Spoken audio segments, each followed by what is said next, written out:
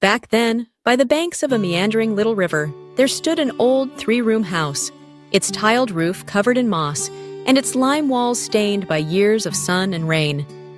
In front of the veranda, a bougainvillea vine bloomed purple, shedding its leaves with each season, carpeting the walkway below.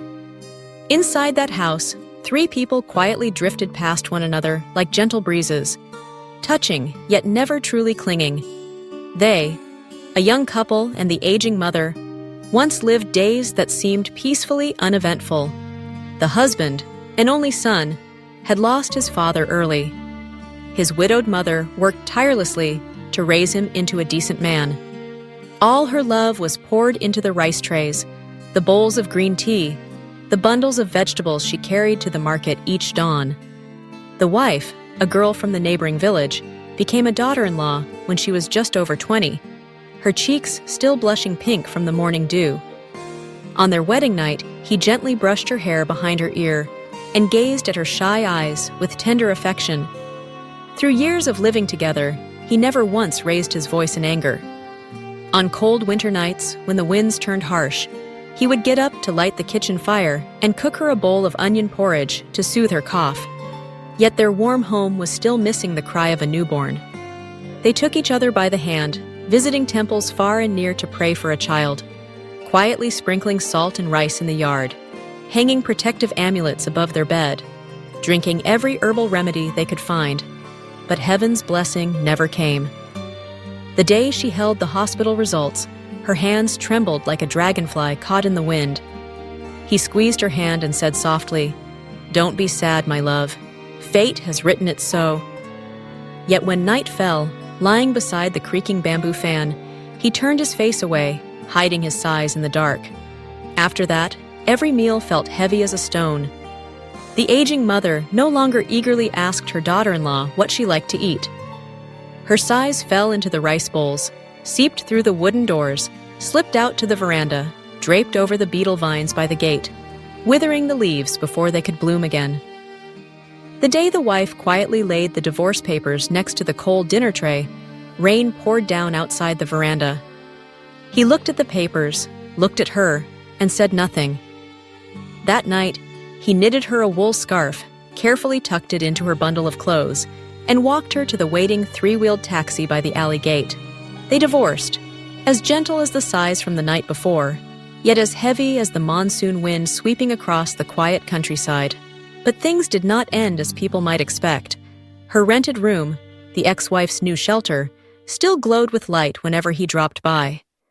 2 or 3 times a week, he would bring a grilled snakehead fish wrapped in straw, a bunch of fresh mustard greens from the field, a bundle of herbal leaves his mother still bought.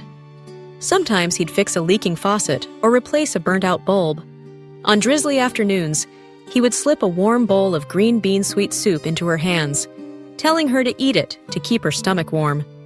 They sat huddled together, listening to the rain tapping on the tin roof, to crickets singing by the damp grass outside.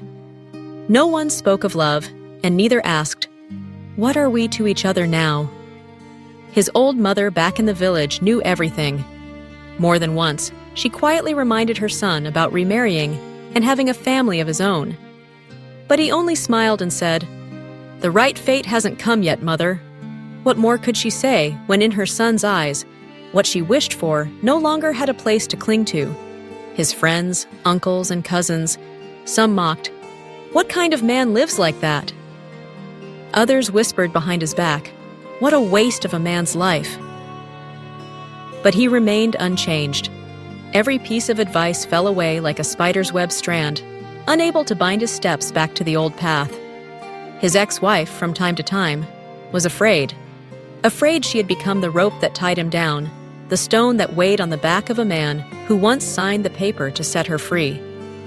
But when she looked into his eyes a little weary but still as clear as on their wedding day, she fell silent. So be it. Let each of them bear their own share of life. Once, on the death anniversary of her former father-in-law, she still returned to the old house, tending the kitchen fire, rinsing rice, cooking sweet soup, preparing the offering table. Her ex-mother-in-law watched her quietly bustling in the yard. Her gaze no longer held reproach, Only a lingering sadness, like the old bamboo cot on the veranda gathering the dust of passing time. Neighbors still saw them hand in hand at the market on the eve of Lunar New Year. Still saw that man carefully driving her out to the cemetery to visit her own parents' graves. Still saw the two of them sitting together at a street tea stall in the evenings, sometimes laughing with each other just like the old days.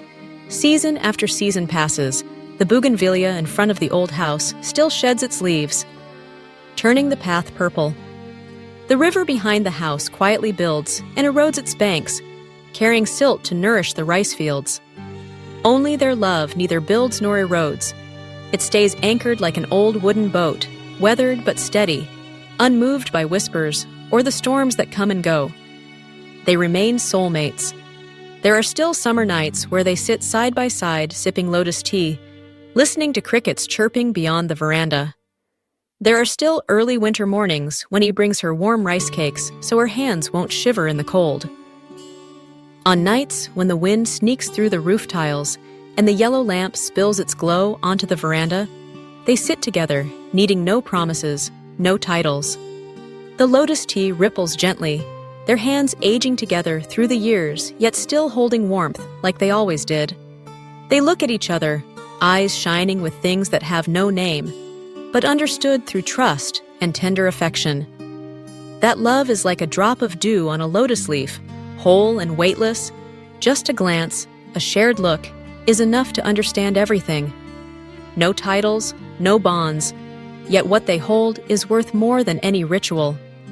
It is kindness, the bond of husband and wife transformed into the bond of soulmates, enduring every storm, yet remaining gentle enough to sit beside each other. They are still lovers, still friends, still warmth when the evening comes. People still murmur, still ask, why not marry again? Why not find someone new and have children? But they only smile, quietly leaning on each other's shoulder through the old seasons of wind.